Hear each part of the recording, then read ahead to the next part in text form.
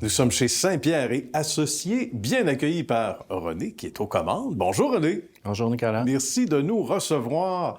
Un bureau où c'est très silencieux quand on met les pieds ici. J'ai rarement vu une place où les gens sont à leur affaire. Il n'y a pas trop de tannants dans le groupe. Oh non, absolument pas. C'est des profils très introvertis, des profils bleus. Oui. Très cartésiens. Très cartésiens. On va expliquer, évidemment, les entités. Puis j'ai le goût de savoir aussi ce qui, toi, t'a amené dans le domaine. On va commencer avec ça, justement. Une attirance pour l'ingénierie au sens large. Ça a commencé quand pour toi? Ah, moi, ça fait quand même je dirais approximativement 30 ans que je suis dans le domaine de la construction. Dans le domaine de l'ingénierie aussi, j'ai toujours gravité dans des départements. J'ai travaillé dans des entreprises où on était des équipes de 50 personnes. Okay. Donc, toujours été dans la construction. Ça m'a toujours intéressé énormément. Saint-Pierre et Associés, c'est une firme qui existe depuis 2004, en fait. Oui. Le propriétaire a pris sa retraite, donc a passé la main en juillet dernier. Donc, ça fait tout près de 10-11 mois là, qu'on est propriétaire, moi et 2 partenaires. Et j'étais très intéressé parce qu'il y a 5 ans, je me suis joint à l'équipe. Et c'est là que j'ai fait la connaissance d'Hubert Saint-Pierre, l'ancien président, qui était un passionné, un domaine d'affaires qui était dans la copropriété principalement. Donc, c'est quelque chose qui me rejoignait, si on veut. Et aussi, c'était un individu qui avait des valeurs qui étaient rejoignant aux miennes. Donc, évidemment, ça a fait un match parfait. Donc, je me suis joint à l'équipe il y a 5 ans.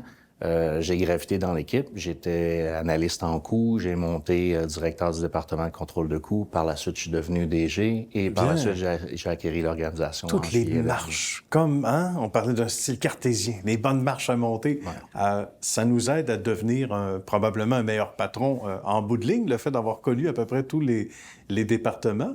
Mais il y a une chose qui ne faisait pas de doute, c'est qu'il fallait que le nom demeure, parce que l'entité avait ses lettres de noblesse depuis 2004. Ça n'a jamais fait aucun doute dans l'esprit des 3 actionnaires. On ne change pas de nom, là. Non, absolument. On a voulu conserver l'organisation au nom de Saint-Pierre Associés pour 2 raisons.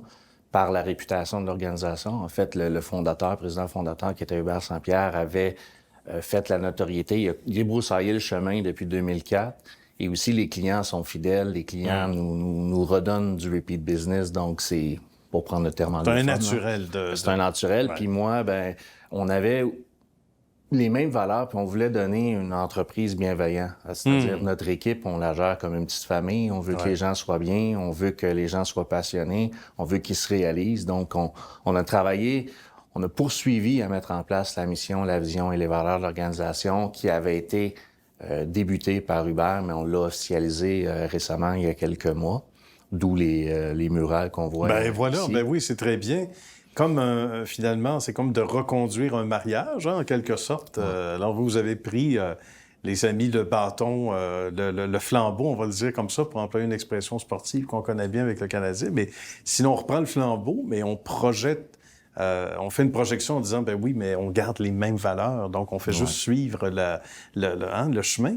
À travers ça, c'est quoi? C'est une trentaine de personnes maintenant, de professionnels? On est rendu une trentaine d'employés. À chaque année, on essaie d'améliorer l'équipe. Donc, on est dans une forte croissance. On a un plan stratégique de fait sur 0-3 ans et on prévoit justement de continuer à faire évoluer l'équipe pour améliorer l'image de marque de l'entreprise, puis aussi maintenir une entreprise un peu bienveillante pour se distinguer des grosses entreprises. C'est-à-dire qu'on est une PME, mais offrir aux employés des avantages concurrentiels, là.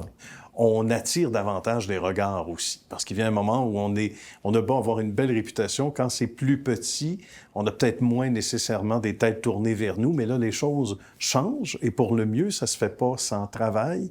Mais cette progression-là, on l'a senti ces dernières années? Absolument. L'ajout des ressources à l'équipe, on a pris des personnalités aussi qui avaient le désir de faire évoluer l'organisation. Comme moi, ça fait quand même beaucoup d'années que j'avais ce rêve-là d'un jour acquérir une organisation dans la bienveillance puis faire en sorte d'avoir un environnement de travail où on a du fun, où on a du plaisir, où on est passionné. Ben oui. Je pense que ça se reflète dans les rendus les livrables qu'on fait aussi pour les clients. Je pense que c'est ce que les clients aiment de l'équipe parce qu'on est engagé, on prend soin de leur parc immobilier, on s'assure que le parc immobilier va bien vieillir puis on en prend soin pour s'assurer que tout soit sécuritaire.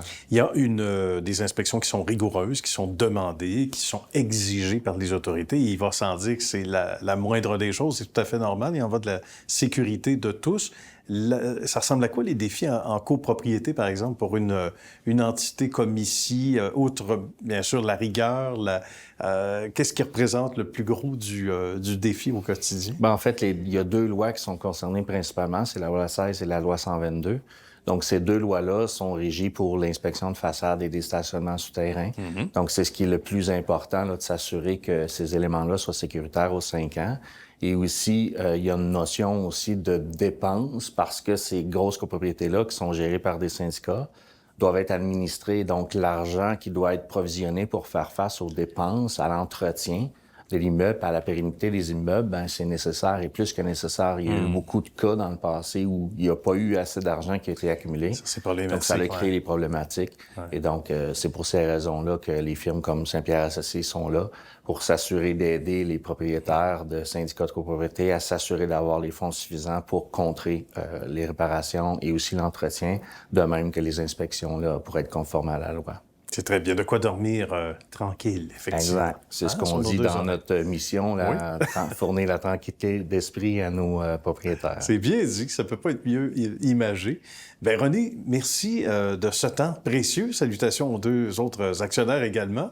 Salutations à la belle équipe. Bravo pour ce beau succès et que le meilleur soit à venir, encore une fois. Bien, merci, Nicolas. Merci. À bientôt.